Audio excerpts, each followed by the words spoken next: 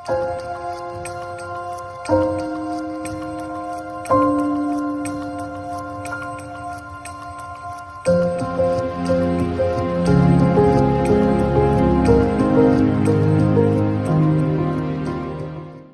గారు నాడు బ్రతుకుట క్రీస్తే సావైతే లాభం. ఎందుకంటే దేవుని కొరకు ఎంత రోషం కలిగి బ్రతికేవాడు తెలుసా? ఎక్కడికి వెళ్ళినా సరే దేవుని కొరకు బ్రతకాలని, దేవుని కొరకు మండాలని. ఆయనకి నిజంగా ఎలాంటి వ్యక్తి అంటే పూర్వమో హింసకుడు, దోషకుడు, హానికరుడు. అలాంటి వ్యక్తి ఎక్కడైనా సరే దేవుని పరిచయం జరుగుతున్నా, ఎక్కడైనా ప్రార్థన జరుగుతున్నా అలాంటి వాళ్ళని ఏం చేసి తెలుసా? భయంకరంగా హింసించి, వాళ్ళని బంధించి, వాళ్ళని కొరడాలతో కొడతాం కాదు, రోడ్డు మీద ఈడ్చికెళ్ళిపోయి వాళ్ళని చంపేసాడు. అలాంటి మనిషి అండి. బైబిల్లో కూడా మరి స్టెఫన్ అనే వ్యక్తిని కూడా చనిపోతున్న సమయంలో అతడు ప్రత్యక్ష సాక్షిగా ఉన్నాడు. అక్కడ స్టెఫన్ చనిపోతున్న సమయంలో ప్రత్యక్ష సాక్షిగా ఆయన కళ్ళ ముందు జరిగిన సంఘటన. స్టెఫన్ ఎంతగా దేవుని ప్రేమించాడు.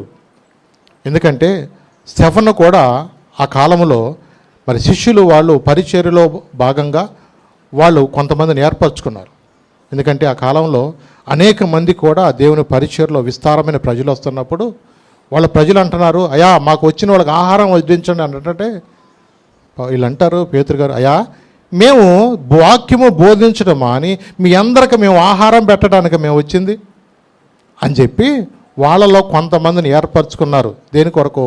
పరిచర్యలో సహకారులుగా దేవుని యొక్క పరిచర్యలో ఆసక్తి కలిగిన వారిని కొంతమందిని సిద్ధపరచుకున్న వారిలో స్టెఫన్ అనేవాడు ఒక్కడు. ఈ స్టెఫను ఏం చేశాడంటే వారితో ఉండటం వల్ల, ఎవరితో ఉండటం వల్ల? పేతురు, యోహాను, యాకోబు, దేవుని కొరకు మండుచున్న వారితో పాటుగా పరిచర్యలో ఉంటున్నప్పుడు స్టెఫన్లో కూడా ఏమొచ్చింది తెలుసా? ఆ మంట వచ్చేసిందండి. సామాన్యంగా మండేవాళ్ళతో ఉంటే ఏమవుతుంది? మండుతాం. బూతులాడేవాళ్ళతో ఉంటే బూతులు వస్తూ ఉంటాయి. అట్లాగే లోకంలో మాటలు చెప్పుకునే వాళ్ళు ఉంటే మనకు అలాంటి మాటలే వస్తాయి.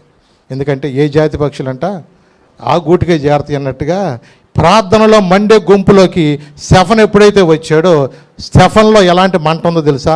దేవుని కొరకు మండాల, దేవుని కొరకు గొప్ప వాడబడాల, దేవుని యొక్క ఆత్మచేత నింపబట్ట మాత్రమే కాదు, కొన్నిసార్లు స్టెఫన్ మాట్లాడుతుంటే దేవుని ఆత్మ ఆయనలో సంధించినప్పుడు ఆయనతో వాదించలేక కూడా ఏమీ చేయలేని పరిస్థితిలో ఉన్నారు.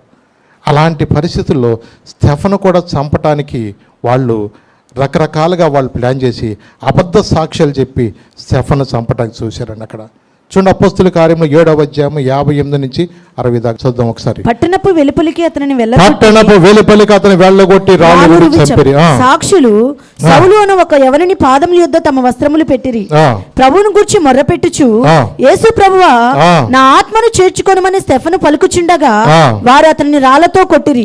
అతడు మోకాల్లోని ప్రభువా వారి మీద ఈ పాపము మోపకమని గొప్ప శబ్దముతో పలికిన. ఈ మాట పలికి నిద్రించెను. సౌలు అతనికి సావుతో ఏం చేశాడు? సమ్మతించాడు.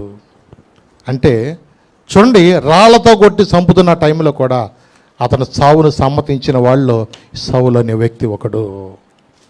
ఏ పొరపాటు చేశాడని చూడండి, దేవునికి వ్యతిరేకంగా చూసారా, దేవుని ప్రజలుగా దేవుని కొరకు బ్రతకాలని ఆశతో ఉన్న స్టెఫను పరిశుద్ధాత్మతో నింపబడిన వాడై ఆకాశము తట్టు చూస్తూ దేవుని మహిమను, దేవుని కుడి పార్శ్వమందు ప్రభును చూస్తున్న ఆ సమయంలో నిజంగా వాళ్ళు పెద్ద కేకలు వేసేసి వాళ్ళు పట్టణములో రాళ్ళు రవ్వి అతను ఏం చేశారంటే చంపేశారని వాక్యం. రాళ్లతో కొట్టి చంపడం అంటే మాటలని చెప్పండి. పూర్వము అలాంటి భయంకరమైన శిక్షలు ఉంటాయి. తప్పు చేసిన వాళ్ళలో, పొరపాటు చేసిన వాళ్ళు ఏం చేసేవాళ్ళు సార్?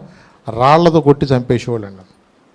నిజమే, పాపంలో పట్టబడిన స్త్రీని ఎలాగైతే రాళ్లతో కొట్టి చంపాలనుకున్నారో అలాగే అబద్ధ సాక్ష్యాలు కూడా చెప్పించి స్టెఫను రాళ్లతో కొట్టి చంపాలని చూశారు. ఎప్పుడైతే అన్ని దెబ్బలు తింటూ కూడా ఆయన ఒకటే చూస్తున్నాడు, ఆకాశం తెరవబట్టం, దేవుని సింహాసనం మీద కూర్చుంటాం, ఇవన్నీ కూడా చూస్తున్నప్పుడు ఆయన భయంకరమైన రాళ్లతో కొడుతున్నప్పుడు ఆయన ఒకటే చెప్పాడు, ప్రభా వారి మీద ఈ పాపం మోపకమని గొప్ప శబ్దముతో మాట్లాడుతున్నాడు. ఏంటి ప్రేమ? ఏంటి? ఎక్కడిది ఈ ప్రేమ?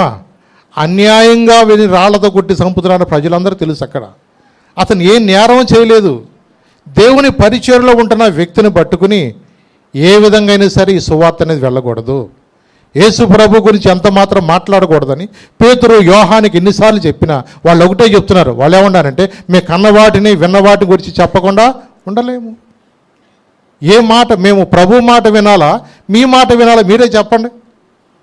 చూడండి, వాళ్ళు దేవుని కొరకు వాళ్ళు ఒక మండుచున్న జ్వాల వలె దేవుని సాక్షులుగా వాళ్ళు నిలబడుతున్న సమయంలో అనేక మంది ఈర్ష్య చేత వాళ్ళు ఏం చేశారంటే సంపాదన చూశారు. నిజమే, ఆయన ఒకటే నిర్ణయించుకున్నాడు, దేవుని కొరకు గనక మేము చనిపోయిన వారమైతే యేసయ్యకు యుగ యుగాలు మేము అక్కడ జీవిస్తాము. నిజమేనండి, దేవుని కొరకు వాళ్ళు తృణప్రాయంగా ఎంచుకున్నారండి వాళ్ళు. అందుకనే పౌలు గారు ఇవన్నీ చూసిన తర్వాత ఆయన ఒకటే నిర్ణయించుకున్నాడు, సేవలోకి వచ్చినాక బ్రతికితే క్రీస్తు కొరకు, చనిపోతే మరీ మంచిది. ఎప్పుడైతే దేవుని కొరకు అలాగ నిలబడ్డాడో, ఎందుకంటే మనకు తెలుసు, ప్రకటన గ్రంథంలో ఒక మాట మీకు చూపిస్తాను. అక్కడ 7వ అధ్యాయం 14 వచనం ఒకసారి చదవండి. దేవుని కొరకు ఎవరైతే మహాశ్రమలు అనుభవించారో వాళ్ళు దేవుని యొక్క రాజ్యంలో గొప్ప స్థానం ఉంటుందని చెప్తుంది వాక్యం. అక్కడ ప్రకటన గ్రంథం 7వ అధ్యాయం 14 నుంచి 17 చదువుతాను. అందుకు నేను అయ్యా నీకే తెలియననగా అతడు ఇలాగూ నాతో చెప్పెను, వీరు మహాశ్రమల నుండి వచ్చిన వారు గొర్రెపిల్ల రక్తంలో తమ వస్త్రములను ఉదుక్కుని వాటిని తెలుపు చేసుకొనిరి. అందువలన వారు దేవుని సింహాసనం ఎదుట ఉండి రాత్రింపగళ్ళు ఆయన ఆలయంలో ఆయనను సేవించుచున్నారు. సింహాసనాసీనుడైన వాడు తానే తన గుడారము వారి మీద కప్పును. చూసారండి, ఎవరంటండి వీళ్ళు? మహాశ్రమల నుండి వచ్చిన వారు. ఎందుకంటే యేసుప్రభు వారు కొండ మీద ప్రసంగంలో మాట చెప్పారు చూసారా, 5వ అధ్యాయము 11, 12 ఏముంది? నా నిమిత్తము జనులు గనక మిమ్మల్ని నిందించినా హింసించినా మీ మీద అబద్ధంగా చెడ్డ మాటలు పలికినప్పుడు మీరేం చేయమన్నాడు? ధన్యులు, సంతోషించండి, పరలోకమందు మీకు ఫలము అధికం.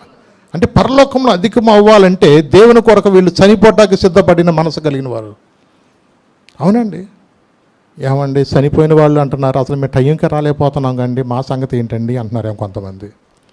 చనిపోవడం సంగతి తర్వాత అసలు దేవుని మందిరానికి మేము టైంకి రాలేకపోతున్నాము, ఎక్కడ టైం అయిపోద్దు అని గబగబా పరిగెత్తుకోతున్నాము. చూడండి, మన దేవుని కొరకు ఏం చేయగలుగుతాం చెప్పండి?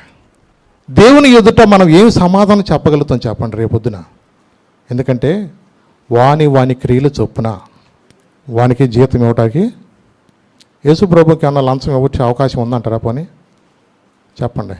మా తాత పాస్టర్ గారు అండి, మీకోసం అసలుకి చాలా ప్రేమ అండి, మా వంశమే అలాంటి ప్రార్థన వంశం అండి, కొంచెం ఆయన బట్టి ఏదైనా నాకు కూడా కొంచెం రికమెండేషన్ చేయండి అని చెప్పి ఏదన్నా కొంచెం మన అవకాశం ఏమైనా ఉంటుందా చెప్పండి? అవకాశం ఉండదు. వాని క్రియలు చొప్పున. ఒకటండి, నీ భార్య ఆత్మీయ జీవితం నీ భార్యదే, నీ భర్త ఆత్మీయ జీవితం నీ భర్తదే, నీ పిల్లల ఆత్మీయ జీవితం నీ పిల్లలదే. కాబట్టి ఎవరి ఆత్మీయ జీవితాన్ని వాళ్ళే కాపాడుకోవాలి తప్ప, మా అమ్మ బహు ప్రార్థన పర్వాలు, మా నాన్న అసలు వాక్యం మొదలెట్టకముందే ప్రార్థన మొదలెట్టకముందే వెళ్ళి మోకాళ్ళు వేసి ప్రార్థన చేస్తాడు, ఇవన్నీ దేవుడి దగ్గర కుదరవండి. అర్థమవుతుందా? ఎందుకంటే దేవుడు ఎలాంటి వారిని కోరుకున్నా అంటే దేవుని కొరకు చనిపోవటానికి కూడా సిద్ధపడే వారిని సిద్ధపరుస్తున్నాడు. దేవుని కొరకు నువ్వు చనిపోవాల్సినంత కూడా నువ్వు సిద్ధపడాలంతే. నువ్వు ఎప్పుడైతే అలాంటి మనసు కలిగి ఉంటావో దేవుని రాజ్యములో వారు నిజంగా నిత్యము వాళ్ళు ఉండే ఆ యుగయుగాలు ఉండే ఆ గొప్ప నెమ్మదిని వాళ్ళు పొందుకుంటారంట. ఎందుకంటే అనేక మంది కూడా మీరు హెబ్రీ పత్రికలో చూస్తే చర్మాలు కూడా ఒలిచేశారు, రంపాలతో కొలిచారు. ఎందుకు ఎన్ని శ్రమలు వాళ్ళు అనుభవించారు, ఎన్ని అవమానాలు ఎందుకు అనుభవించారు? దేవుని కొరకు వాళ్ళు ఎందుకు అలాంటి రోషం కలిగి ఉన్నారు? నిజమేనండి, ఎందుకంటే వాళ్ళు ఒకటే ఒక నిర్ణయించుకున్నాడు, నీ శ్రమలలో పాలుందుటయేనా దర్శనమాయనే, నాతను వందున శ్రమలు సహించి నీ వారసుడానైతేనే, నీ శ్రమలలో పాలుందుటయేనా దర్శనమాయనే, నాతను వందున శ్రమలు సహించి నీ వారసుడానైతేనే ఆహా నా ధన్యత ఓహో నా భాగ్యమో ఏమని వివరింతును ఏమని వివరింతును ఆహా నా ధన్యత ఓహో నా భాగ్యమో ఏమని వివరింతును ఏమని వివరింతును నేనెందుకని నీ సొత్తుగా మారితిని యేసయ్యా నీ రక్తమోచే కడుగబడినందున నీ అనాది ప్రణాళికలో హర్షించెను నా హృదయ సీమ నీ అనాది ప్రణాళికలో హర్షించెను నా హృదయ సీమ. దేవుని కొరకు శ్రమ అనిపించరని వాళ్ళు సంతోషం వాళ్ళ ప్రాణాలు అర్పించారు. అవునండి, అందుకన్నాడు దేవుని కొరకు అంటే మనము చనిపోయిన వారమైతే మనం ఏం చేస్తామంట బ్రతుకుతాము. రెండో మాట ఏమో తెలుసా, సహించిన వారమైతే ఏలుదురు. ఏంటంటే మీరు సహించిన వారైతే ఏలతారు అంటే కొన్నిసార్లు నీ సహనాన్ని కోల్పోయేటట్టుగా కూడా నిన్ను నిందలు వస్తాయి నీ మీద, నిన్ను రకరకాలుగా. అంటే మనిషికి ఇక పరీక్ష అదే, ఇక ఉప్పు కారం తింటున్నామా లేదన్నట్టుగా కూడా మనకు ఆలోచన వచ్చేది కొన్నిసార్లు. అన్ని రకాలుగా మనుషులు నిన్ను శోధిస్తూ ఉంటారు. చేయని దానికి కూడా నీ మీద నిందలు వచ్చి పడతాయి. అనన మాట కూడా అన్నామని వస్తాయి కొన్నిసార్లు. చేయని దానికోసం కూడా కొన్నిసార్లు నువ్వు చేయవన్నట్టుగా మనుషులు మాట్లాడుతూ ఉంటారు. ఎందుకంటే ఎన్నో రకాలైన నిందలు అవమానాల నుంచి వచ్చిన వాళ్ళు బైబిల్లో చూస్తే మీరు చాలామంది ఉంటారు. నా జ్ఞాపకం వచ్చిన వాళ్ళు ఏంటో తెలుసా, దేవుని కొరకు సహించిన దానియేలు ఎవరో.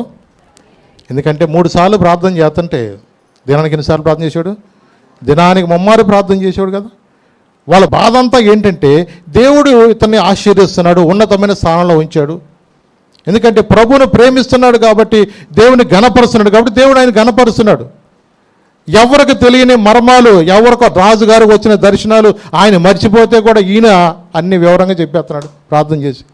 వాళ్ళ ఎంత ఈర్ష్య వచ్చిందంటే, ఒక నెల రోజుల వరకు రాజుగారు తప్ప ఎవరో ఏ మనవలు ఎవరికి చెప్పడానికి వీల్లేదని చెప్పేసి మాదీయుల యొక్క పారసీకుల యొక్క వాళ్ళ యొక్క శాసనాన్ని చేసి రాజుగారి యొక్క వేలు ముద్రను వేసేసి, ఉంగరం ముద్రను వేసి నెల రోజుల వరకు ఎవరు కూడా ఇంకెవరికి చెప్పుకోకూడదు. చెప్పుంటే బాధలో రాజుగారికి చెప్పాలి.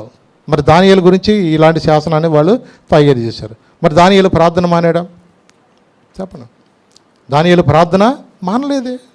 అంటే దేవుని కొరకు ఆయన ఎప్పుడూ కూడా నన్ను లేవనెత్తినవాడు దేవుడండి, నన్ను బలపరిచినవాడు దేవుడండి. ఈ లోకంలో ఎంతకాలం ఉంటాం మనం? చూడండి, ఇంతలో ఉండి అంతలో ఆవిరి వంటి వారు మీరు కారా అన్నాడు. మరి అలాంటి మనము క్షణభంగురమైన మన జీవితాల్లో దేని బట్టి మనం అతిశించాలి? దేవుని కొరకు వాళ్ళు ఒక నిర్ణయం తీస్తున్నారు. పౌలు గారిలో బ్రతికితే దేవుని కోసమే, చచ్చిపోయినా మరీ మంచిది అన్నాడు. సింహాల బోన్లే చేస్తారన్నాడు, మరీ మంచిది, ప్రశాంతంగా దేవుని దగ్గర మేము వెళ్ళిపోతాం అనుకున్నారు వాళ్ళు. ఎన్ని రకాల శాసనాలు వాళ్ళ మీద వేసినా వాళ్ళు మాత్రం ఎంత మాత్రం లొంగలేదండి.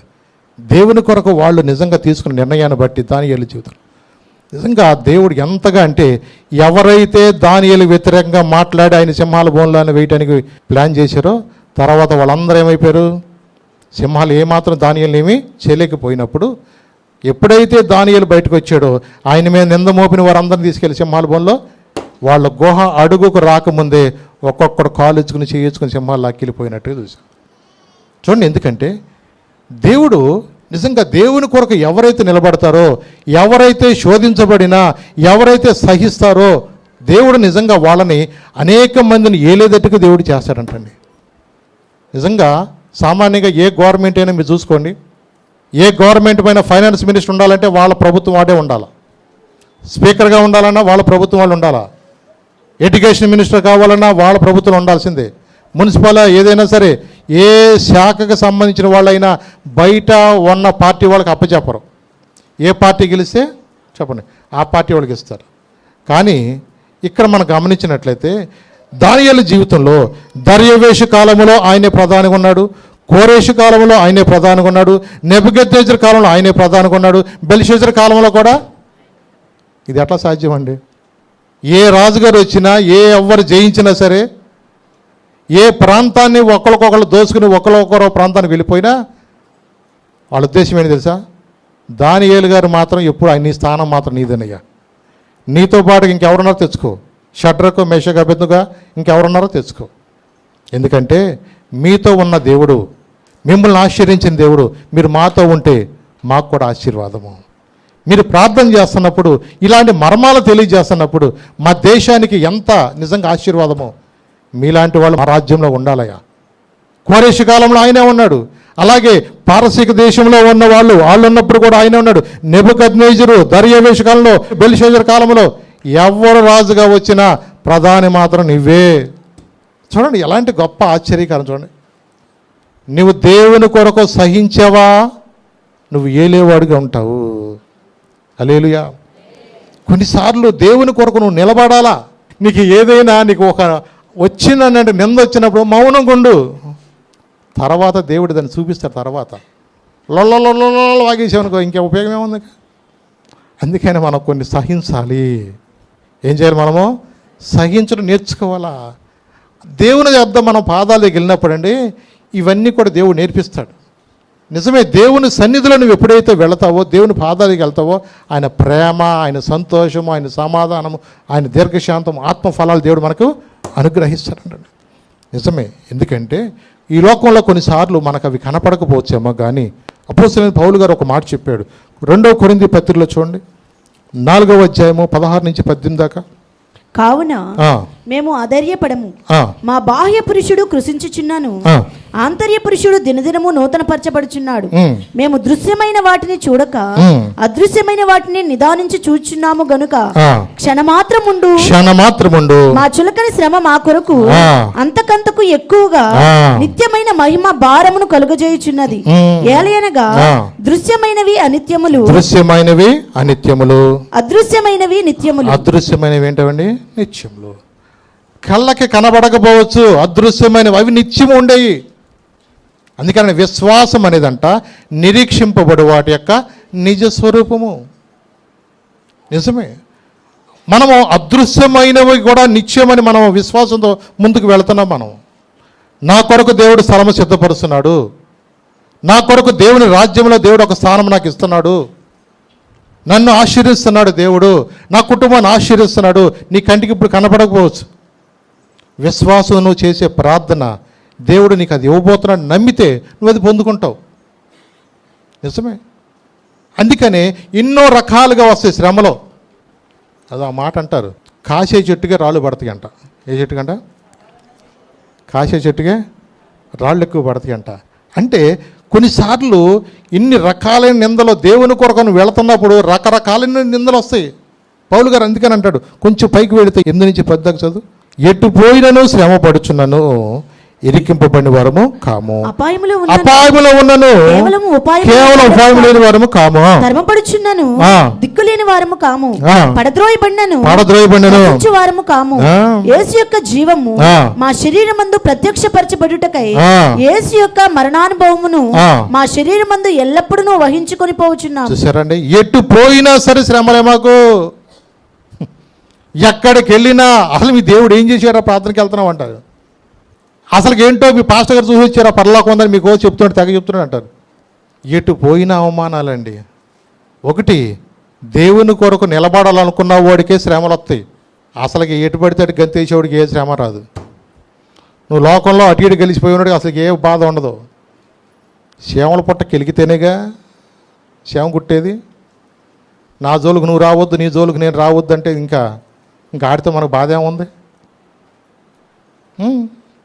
ఆదివారం ప్రార్థనకి వెళ్ళిపో, వచ్చినాక మనతో చేసుకునే పార్టీలు మనం చేసుకుందామంటే ఇక నీతో బాధ ఏముంది? ఆడికి వీడు మనవాడే, వీడితో బాధ లేదు అసలుకే, వీడి జోడికి వెళ్ళొద్దు అని వాళ్ళే చెప్పేసుకుంటారు. ఎందుకంటే ఆడెప్పుడు కూడా నా ప్రాణమా ఆదివారం చికెన్ తినుము త్రాగుము సుఖించు. నీలాంటి వాడితే ఇంకా ఆడికి బాధ ఏముండక ఆడికి బాధల్లా ఎవడితో తెలుసు ఆడికి, ఆడిని ఎవడైతే బంధిస్తున్నాడో. అందుకని ఉపవాస ప్రార్థన రావటానికి ఇష్టపడదు. ఊరుగా రోజు వెళ్ళాలంట. ఎవడో పని పాటలేని కొంతమంది ఉంటారు, వాళ్ళని చూసి పులిని చూసి నక్కువ తిట్టినాడు, నువ్వు వెళ్తావు వెంటబెట్టి అని రకరకాలుగా వాడు ఈయన ప్రార్థనకి వెళ్ళేవాడిని కూడా ఆపుతాడాడు. మరి 2 గంటలు అంటే ఎట్ట కూర్చుంటావమ్మా? నీ ప్రార్థన చూసిపో, రేపు పొద్దున్న పనికి వెళ్ళాలి నువ్వు. వాళ్ళకైనా పని పాట. నువ్వు 3 పూటలు పని చేసేదా నువ్వు? ఎన్ని పూటలు? నువ్వు 3 పూటలు పని చేసేదా నువ్వు పని చేసిన టైంలో మరి ప్రార్థన అంటే ఎట్ట కుదురుద్ది మనకి? అరగంట ప్రార్థన చేసుకుని వెళ్ళిపో. చూసావా, ఆడు చక్కగా భలే నీకు మనసులో పెడతాడు. ఇన్ని రకాలైన ఆలోచన పెడతాడో నీకు అసలు వచ్చిన రాకముందే సైడ్ వచ్చేస్తావు. నేను ఇన్నింటికి వెళ్తున్నాను, అన్నింటికి మళ్ళీ వచ్చేయాలి నేను, నువ్వు కూడా వస్తావు నాతో పాటుగా. మళ్ళీ నా తోడు కుక్క ఉందమ్మా అక్కడ దారిలో.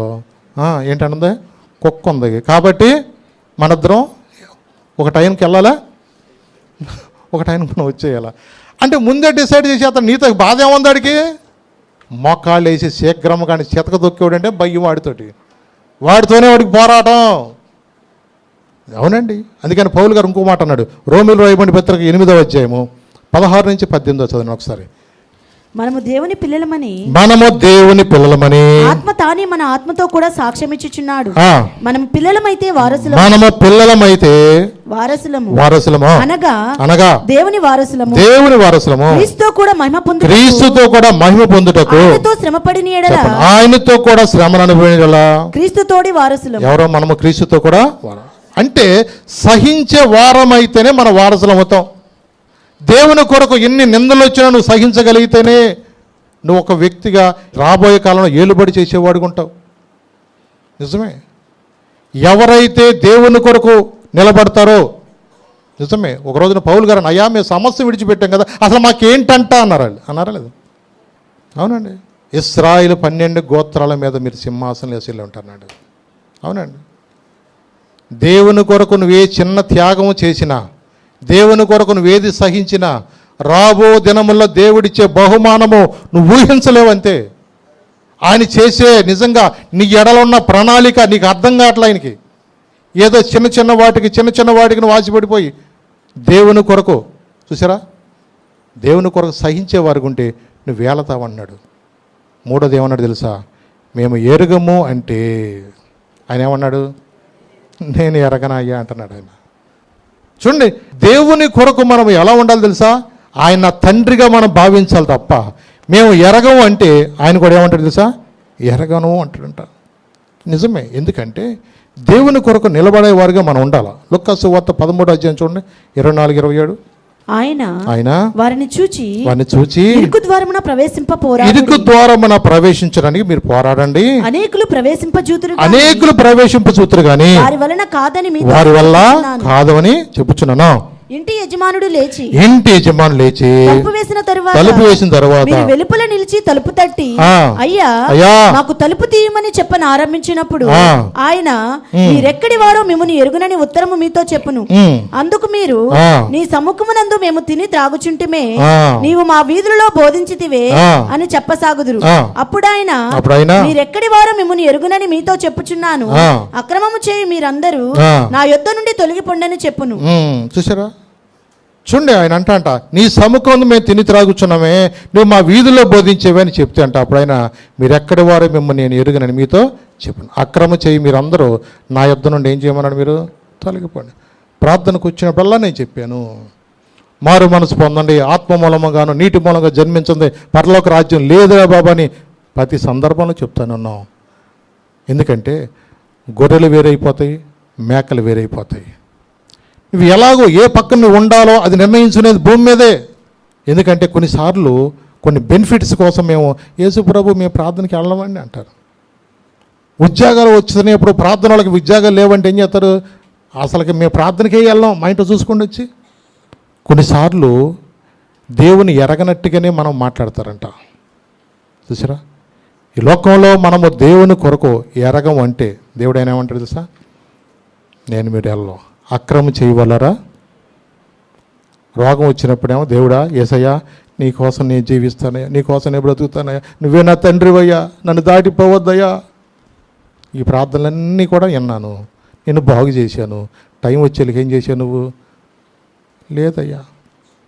ఒక ఆయన అయితే ఏం చేసి తెలుసా, క్రైస్తవ పెళ్లి చేసుకుంటే వీడు ఉద్యోగం పొద్దామని పెళ్లి పూటలన్నీ కాల్చేసాడు ఒక ఆయన.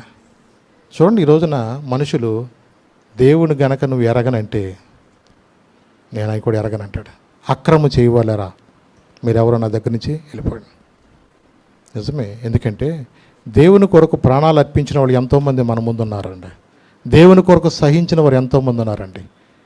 ఈ రోజున దేవుని ఎరగనంటే రేపు ఆయన ముందు నిలబడినప్పుడు చెడ్డదాసుడా వెళ్ళిపో అంటాడు దేవుడి నుంచి.